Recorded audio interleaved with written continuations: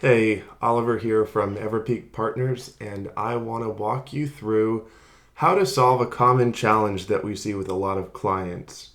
That challenge is that they lump a lot of information from different types of contacts or accounts or opportunities or any other data type into one page.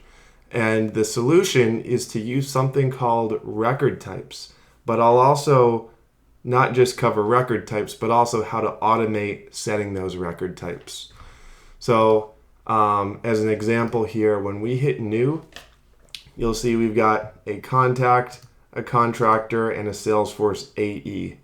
This is our actual instance, and this is how we track these records. So, for example, a contact would just have some general information like their name, phone number, email, job title, company, where we met them, some other things like that. For example, but if we choose a contractor, so someone who we're contracting work to, we might track some things like their hourly rate, some goals, plans, and if we're looking at account executives, we might track things like what market they cover, what Salesforce office they're based out of. Are they in the SF office or Seattle? And we just preset those so we can run reports off those offices more easily. And that's even automated by the city there. And account plans. So there's a lot of different information that we track. However, I have to pick this by hand every time I create a new contact. And so what I want to do is I want to automate this so that I don't have to pick the record type each time. I just hit new contact and we'll know if it's in our Everpeak Partners account, that would be a contractor. If it's in the Salesforce account, it would be a Salesforce AE. And by logical deduction, if it's not in the Everpeak account or the Salesforce account, we can assume that it's just a normal contact. So what I'm going to do here is I'm going to use some process automation to automate that. And then once we automate it, I'm just going to set the default record type to a regular contact. And every time I create a new contact, I'm going to save myself a click. So I'm going to like that. And this is not even a demo. This is something I'm actually doing because we need to do it for our own org. So I'll do the first one as account is Salesforce. And we'll just pick our account ID field. We don't want to use our actual, we don't want to hard code it with an account name because that just creates confusion. And we're going to grab our record ID from Salesforce, throw that in there, and then we're going to do the same for the Everpeak account.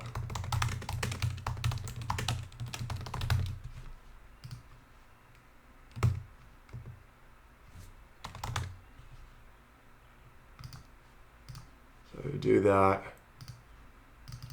grab our Everpeak name right there.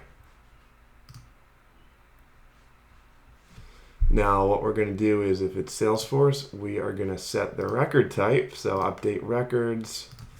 We'll do record type to Salesforce AE.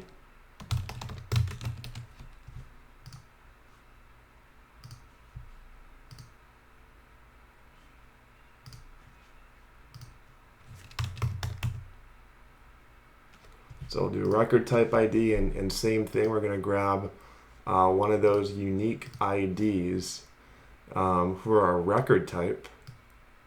A lot of newer admins could get confused by this. So we'll go in here.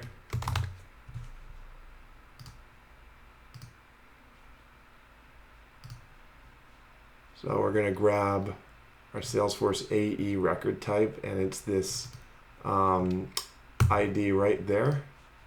I'll throw that in there.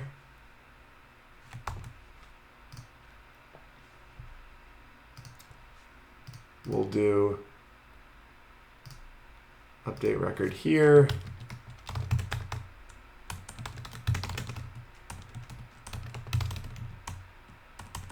To contractor.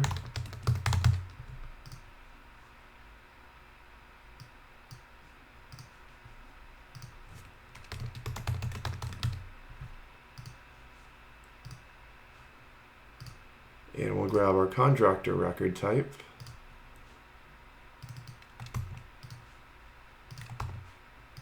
And we're done. All we do is just activate that. And now if I create a new, in fact, we can try to fool it. So we'll do a regular contact. And what I'm going to do is I'm going to put it in the Salesforce account and we'll see if that updates.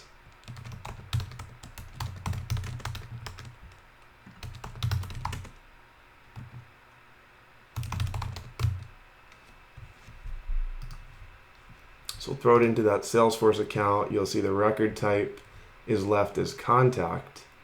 And now if I hit save, and first time doing this, so it should, boom, there we go. So it was the contact record type, and now it is the Salesforce AE record type. And we get all kinds of things about building our relationships with those AEs out of this view. And then the next thing we'll do is I'm going to have to set this, the contact as the default record type. And from this little process I've created in about 5 or 6 minutes here, I am saving myself a click every time I go to create a new contact. Hope this helps. If you have any questions, feel free to reach out to me. My personal email is oliver@everpeakpartners.com. And I'm always happy to lend a hand and answer questions and try to help folks out with Salesforce. Good luck.